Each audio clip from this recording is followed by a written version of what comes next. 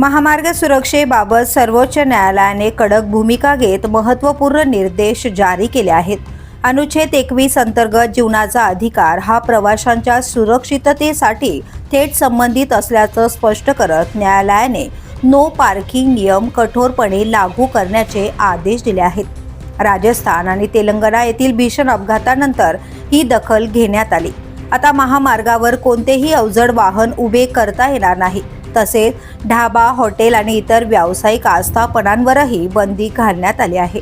महामार्ग सुरक्षेसाठी highway safety task force आणि हायवे सर्व्हेलन्स टीम स्थापन करण्याचे निर्देश देण्यात आले असून दर 75 किलोमीटरवर रुग्णवाहिका, क्रेन आणि ट्रक पार्किंग सुविधा उभारण्यास सांगितले आहे। अपघात प्रवण ठिकाणांवर विशेष उपाययोजना करत कॅमेरे आणि हाय मास लाईट्स बसवण्याचे आदेशही देण्यात आले आहेत। आता या निर्णयांची अंमलबजावणी कितपत प्रभावी ठरते याकडे सर्वांचे लक्ष लागले।